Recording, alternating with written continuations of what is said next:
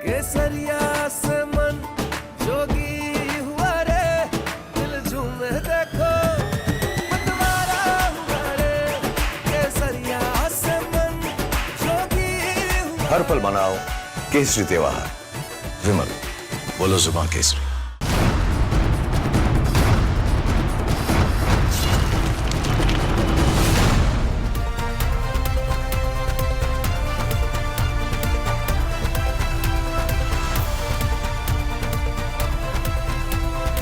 नमस्कार, बहुत स्वागत है आपका। आप देख रहे हैं प्रहार। आपके साथ मैं हूं सलोनी श्रीवास्तव अजमेरा। और प्रहार में सबसे पहले बात पाकिस्तान की उस साजिश की जो अब उसी की मौत बन चुकी है। अफगान बॉर्डर से लगी कुर्रम घाटी में 11 पाकिस्तानी जवान ढेर कर दिए गए और जिसने मारा वो कोई दुश्मन मुल्क नहीं था बल्कि पाकिस्तान के अपने ही लोग थे। अब पाकिस्तान में दो जंग चल रही है, एक बाहर से होने वाले हमलों की और दूसरी अंदर से फूटते बारूद की। अब हालात ये हैं कि जो कभी पाकिस्तान के लिए गोली चलाते थे वो अब उसी सेना पर बंदूक तान रहे हैं। यानी अब पाकिस्तान की मौत उसके ही पुराने सिपाही बनेंगे।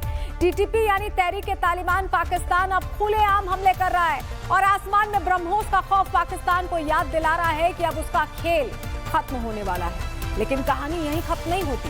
कैसे आतंकियों, बागियों और कुछ छुपे हुए हाथों की साइलेंट क्लीनिंग ने पाकिस्तान को दहशत में डाल रखा है, बताएंगे आपको। दूसरी खबर उस सियासी स्क्रिप्ट की है जो एक रिश्ते की आड़ में लिखी जा रही है।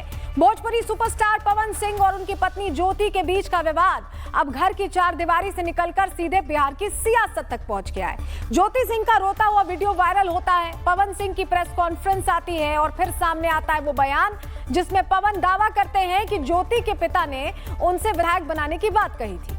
यानी अब ये मामला सिर्फ पति पत्नी का नहीं रहा, ये दोनों तरफ से चर्चा में बने रहने और लोकप्रियता को हासिल करने की कोशिश दिखती है। पत्नी के आंसू, आरोप और ड्रामे के बीच बिहार चुनाव नजदीक है। पवन सिंह की राजनीतिक जो सक्रियता है वो बढ़ती दिखाई दे रही है और उसी वक्त निजी विवाद को सार्वजनिक मंच पर लाकर एक नया मोर्चा खोल दिया गया है। अब सवाल यह है कि क्या ये विवाद वाकई एक टूटा हुआ रिश्ता है या फिर बिहार की राजनीति में टिकट की दौड़ में खड़ा किया गया एक सियासी तमाशा, बताएंगे आपको। तीसरी खबर आजम खान और अखिलेश यादव की उस मुलाकात की जो 15 दिन की देरी से हुई और दिल से शायद अभी भी अधूरी है। आजम के दरवाजे तो खुल गए लेकिन क्या वो पुराना वाला अपनापन अब भी बाकी है या फिर ये सिर्फ एक मजबूरी वाला राजनीतिक फोटो अब था? क्योंकि कभी सपा की पहचान माने जाने वाले आजम खान आज पार्टी के पोस्टर से लेकर रणनीति तक दोनों से ही गायब दिखते हैं। 2024 में करीबी को टिकट ना देने को लेकर जेल के दिनों में अखिलेश की दूरी भी देखी गई और इस रिश्ते की दरार अब खुली किताब बन चुकी है। अब अखिलेश तो पीडीए पॉलिटिक्स में लगे हैं, तो वहीं इस हिसाब से जाति और वर्ग के नए गणित में पुराने चेहरे बोझ बन गए। लेकिन आज की ये मुलाकात सवाल छोड़ गई है कि क्या ये सिर्फ एक सियासी जाल था जिससे कि मायावती वाले रास्ते पर आजम कदम ना रखे। इस पर भी बात करेंगे, लेकिन सबसे पहले बात करते हैं पाकिस्तान की, जहां अब लग रहा है कि पाकिस्तान के पूर्व सैनिक ही पाकिस्तान के ताबूत की आखिरी कील ठोकेंगे। क्यों मैं ऐसा कह रहे हैं, अब बताते हैं आपको। चलिए प्रहार की शुरुआत कर रहे हैं पाकिस्तान से आ रही इस बड़ी खबर के साथ, जहां पाकिस्तानी सेना के 11 जवानों को कट्टाधारियों ने निपटा दिया है। अब ये कट्टाधारी कौन है, कहां से आते हैं, पूरी खबर बताएंगे। लेकिन आज पाकिस्तानी सेना के हाथ पांव कैसे कांप रहे हैं पहले वो दिखा देते हैं आपको, क्योंकि पाकिस्तान में साइलेंट अटैक अब तेज हो चुके हैं। चुन चुनकर पाकिस्तानी आतंकियों को कुछ इस तरह से मारा जा रहा है। तस्वीरें आप देख रहे हैं जहां पाकिस्तानी सेना पूरी तरह से टारगेट में आ चुकी है। पाकिस्तान के अंदर पाकिस्तान के सैनिक ही सुरक्षित नहीं है। तस्वीर आप देखिए।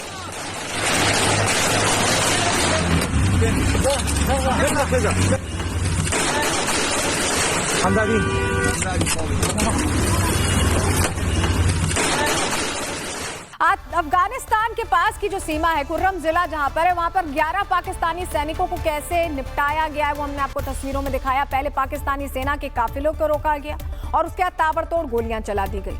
पाकिस्तानी सेना पहले तो भाग खड़ी हुई लेकिन इन्हें दौड़ा दौड़ा कर मारा गया है।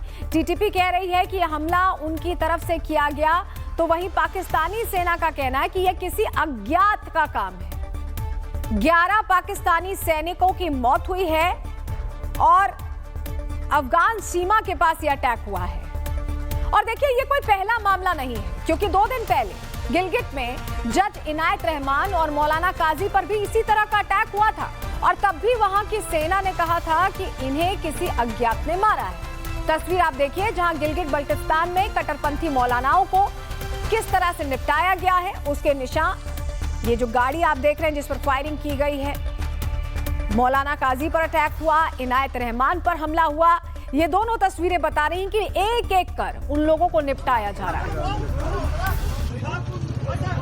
और देखिए ठीक ऐसा ही हाल लश्कर आतंकी अब्दुल अजीज का भी हुआ था, जहां जून के महीने में पहले उसका एक वीडियो सामने आया जिसमें वो गजवाए हिंद का नारा लगवा रहा था, लेकिन उसके अगले ही रोज अब्दुल अजीज को कोई मिट्टी में मिलाकर चला गया।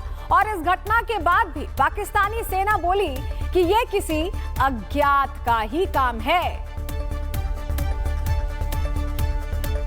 अब क्योंकि पाकिस्तानी सेना की जवाबदेही आतंकियों के प्रति है, इसलिए जब भी कोई आतंकी मारा जाता है, आतंकी जैसे ही मुनीर का कॉलर पकड़ते हैं कि ये कैसे मारा गया, मुनीर सीधा भारत की तरफ उंगली कर देता है और कहता है कि कोई अज्ञात आया था जो मार कर चला गया है। मतलब ये इतनी कायर सेना है कि जब मार खाती है तो बचने के लिए बात अज्ञात लोगों पर डाल देती है। लेकिन आज जिन लोगों ने पाकिस्तानी सेना को मिट्टी में मिलाने का काम किया है वो कोई अज्ञात नहीं थे, बल्कि टीटीपी के लड़ाके थे।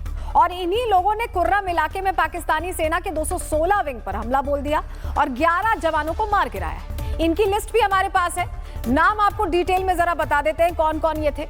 लेफ्टिनेंट कर्नल राजा जुनैद तारिक, तस्वीर भी आप देखिए, मेजर तैयब, नायब सूबेदार आजम गुल, नायक गुल आमिर, नायक आदिल, ये पूरी लिस्ट है। लांस नायक इरशाद, लांस नायक तालिश फराज, लांस नायक शेर खान, सिपाही जाहिद, सिपाही तुफैल, सिपाही आफकिफ, ये पूरी लिस्ट है 11 लोगों और ये सारे सेना में।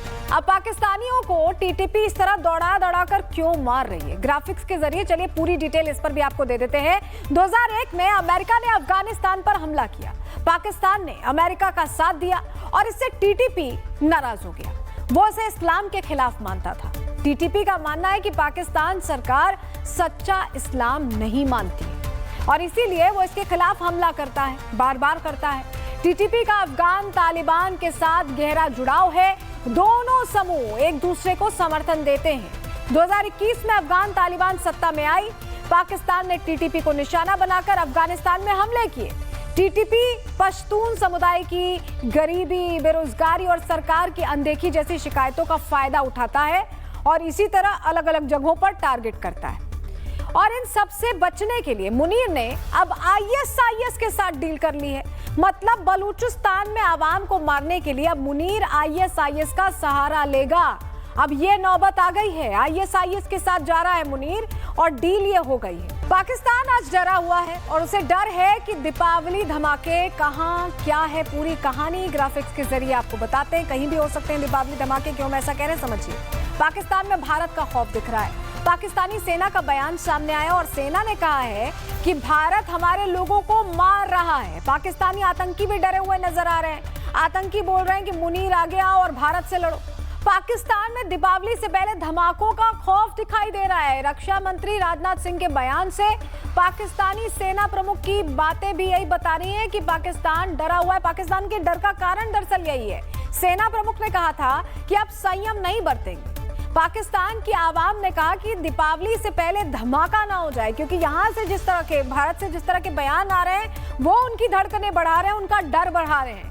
दीपावली आने में तो अभी टाइम है, लेकिन पाकिस्तानी सेना का हाल यह है कि उसे दीपावली से डर लगने लगा है। मुनीर को शक है कि कहीं दीपावली धमाका पाकिस्तान में ही ना हो जाए। पावर स्टार के घर भी सब कुछ ठीक नहीं चल रहा है। दरअसल पवन सिंह के घर का विवाद अब कोर्ट से होता हुआ सियासी मैदान पर पहुंच चुका है। पवन सिंह की पत्नी ज्योति ने कहा था कि उनके साथ गलत हो रहा है, तो वहीं अब पवन सिंह की भी सफाई सामने आ गई।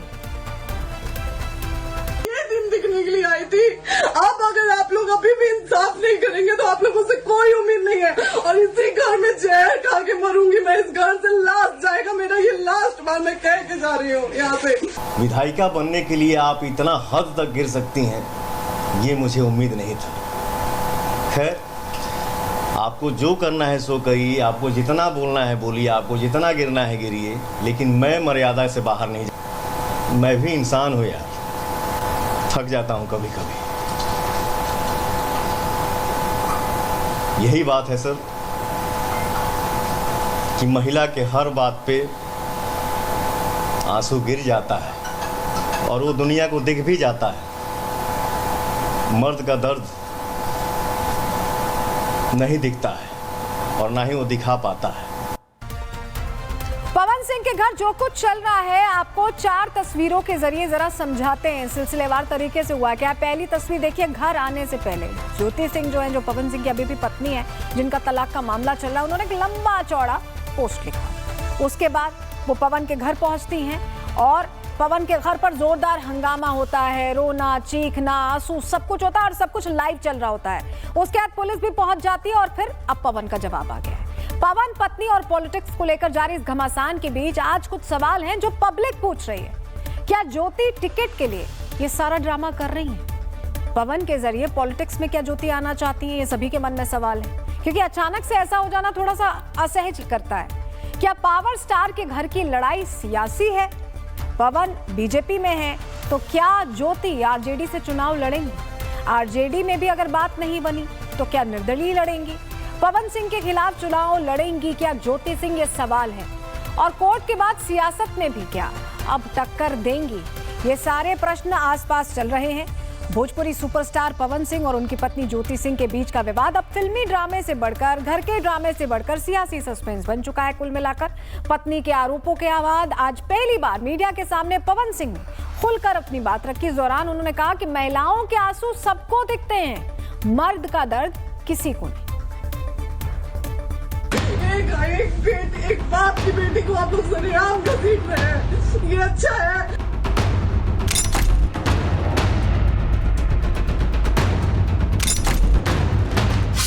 पावर स्टार की घरवाली, चाहत विधायक वाली। उनके पिताजी बोलते हैं कि पवन जी आप हमारी बेटी को विधायिका बना दीजिए। ज्योति बोलिए सुनिए जी, पवन बोले सब नाटक है जी। ये अपनापन चुनाव से 1 महीना बाद क्यों भी दिख जाता, आज ही क्यों?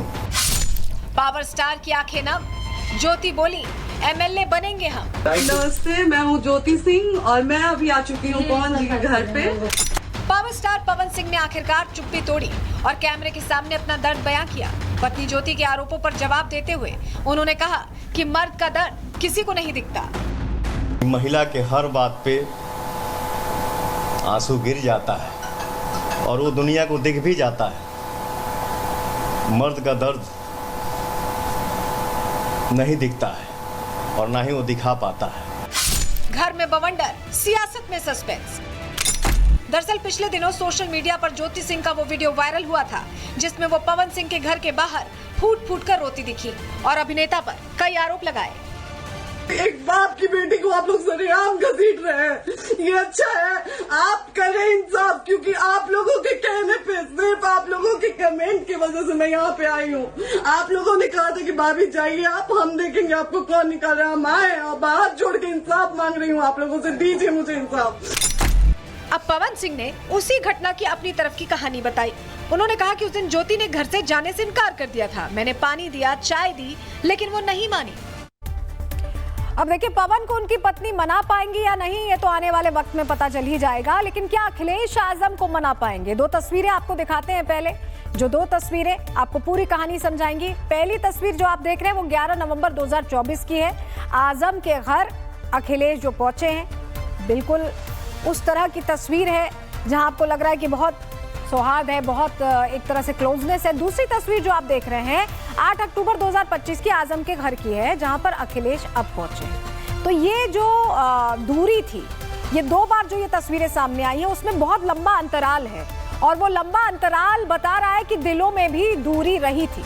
लेकिन अब जब मुलाकात हो गई है उसके बाद किस तरह से अब सियासी रुख बदलता है क्या, या फिर उसी पटरी पर आते हैं? पहले बयान सुन लीजिए।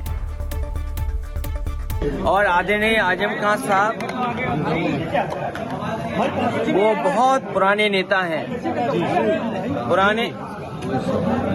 पुराने नेताओं की बात ही कुछ और है, पुराने लोगों की बात ही कुछ और होती है। ये हमारी पार्टी के दरख्त हैं और ये बड़ी लड़ाई है, उसमें हम सब लोग मिलकर के लड़ेंगे। उनका स्वास्थ्य अच्छा हो, उन्हें न्याय मिले और इतना तकलीफ परेशानी किसी को नहीं पहुंचाई गई होगी जितनी आधे आजम खान साहब और उनके परिवार को पहुंचाई गई है। ये कोई वर्ल्ड रिकॉर्ड बना रही है भारतीय जनता पार्टी। तो देखिए, अखिलेश यादव जब आजम खान जेल में थे तब ये शायद दर्द का उन्हें एहसास नहीं हुआ। अब जब बाहर आए हैं तो 15 दिन बाद पहुंचे, और शायद एहसास भी इसलिए हुआ क्योंकि जो रास्ता जा रहा था वो मायावती के घर जा रहा था। अब ये रास्ते पे यू टर्न ले चुके हैं आजम खान या नहीं, अब तो ये वक्त ही बताएगा। फिलहाल मुलाकात हो गई है। इसी के साथ आज के लिए प्रहार में इतना ही। कल फिर हाजिर होंगे डिटेल रिपोर्ट के साथ। दीजिए इजाजत, नमस्कार।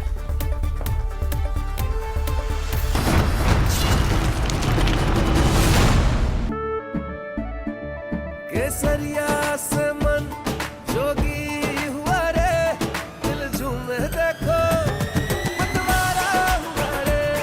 केसरिया से मन जोगी हुआ। हर पल मनाओ केसरी त्योहार। विमल, बोलो जुबान केसरी।